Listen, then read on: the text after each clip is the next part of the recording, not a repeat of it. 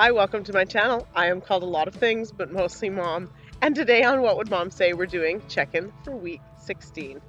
Let's get into it.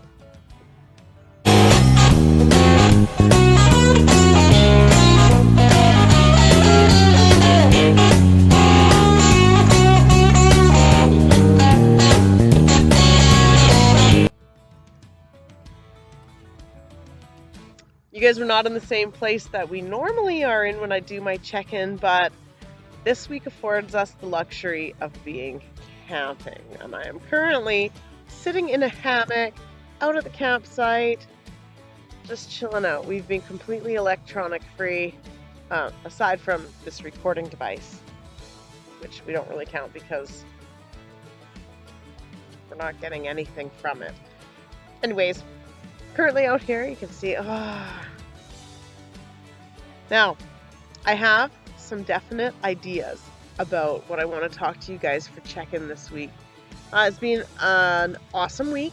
We had the oldest daughter home and her special someone who we love very much, and so that was excellent. It was a very short visit, but it was so concentrated in just being together and hanging out, and that was fabulous. Something else that happened this week is that my sweet partner ordered for me from another library a book that I've been dying to read called Untie the Strong Woman. And the book isn't anything that I thought that it was going to be. It's interesting. It's all about devotion to the mother. If you all of a sudden get these walls up in your heart when I say that, I would like you to reflect on your own relationship with your mother and ask yourself if a resentful, sort of angry, violent heart is really where it should be when you think of your mother. I mean, maybe your grandmother.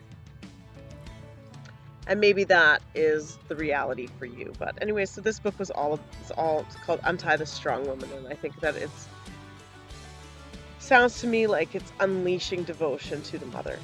Anyways, out here camping. So this camping trip has been epic.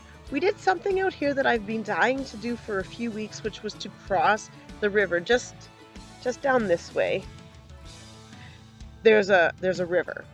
And when the river's high, there's no way to cross it, but we're in the middle of August, and we have had a very hot summer, very little rain, and the river was low enough that I was able, not just myself and John were able to take the 4 kids, so 2 per parent, across the river to the delta on the other side. And the delta is normally separated from the other bank of the river, and right now it's only separated by a stream, and most of what flowed on the other side has also dried up. So we had this day where we went across the river, we had an adventure over there, we found a swimming hole, we found thousands of frogs, we didn't find any snakes, which we were looking for, but I mean, that was a lot of fun. So far so good. So we got my big girl and her favorite person and one of our favorite people home for a few days that we got to visit with, and we had this camping trip. And one of the things on this camping trip is that my brother lent me his daughter, who's just an awesome addition to our little unit, and so we've had her camping with us, and it's been amazing to be surrounded by all these fabulous people. Now, something that I was thinking about that I really want to share with you guys, and maybe I'll do a different video on it, but I'll just touch on it here, and it's the difference between surviving and thriving. And I mean, when we think of this, we think, oh no, I'm thriving, I'm fed, I have shelter, I have a job, I have money, I'm thriving. But I think that I'd like to take it one step further and question, in what areas are we only surviving? In what areas are we thriving? And how can we make the shift from survival mode to thrival mode? That's not a word. New word. quote here, Thrival. Survival? Meh. Thrival.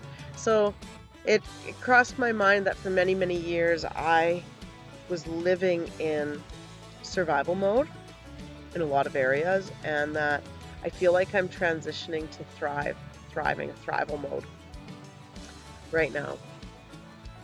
And then the other thing that I wanted to connect to the survive, thrive idea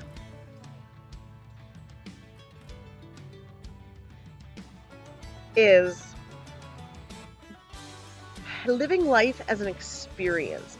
We're just getting one quick second.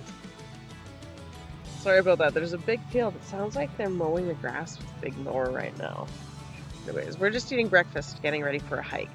But what I was saying was, there's this idea. I have this idea that our whole purpose on Earth is to have an experience. That we're here to have this experience that we then bring back to the Creator. And through our lives, the Creator gets to experience humanity and the humanness of the different experiences. Now, so I think that it's really important that we make the step to have an adventure. And I'm wondering if that's the survival part of it. And the thriving part of it would be to help other people have an amazing adventure here too. And that for me sort of like spiders out this idea of charity and community and friendship. Anyways, more on that in a different video, but this is what I've been thinking about for week 16. Check-in. It's been family, it's been togetherness, it's been having adventures. Yeah, all these things. You know, I think that in last week's check-in I was telling you guys that we cleaned up the backyard. We've been enjoying that place every day that we've been there. And the girls getting ready for a little adventure. Anyways, that's all I have to say about that. You guys, I love you. I hope you're having your own adventures. I hope that you can think about in what areas of your life you're surviving and how to make the tiny deviations, the tiny changes that would take you from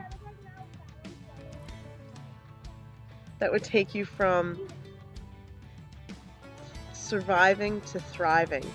And so it doesn't need to be a giant, broad idea. It can just be in these tiny moments, whether it's your health, whether it's the food that you put in your mouth, whether it's the way that you take care of your body, whether it's the self-talk that you use, the way that you love your people. How do we change from survival to thrival? Anyways, you guys, I love you. Take care. Be brilliant. Go do awesome. Try to unwind. Try to unplug. Mwah. Bye-bye.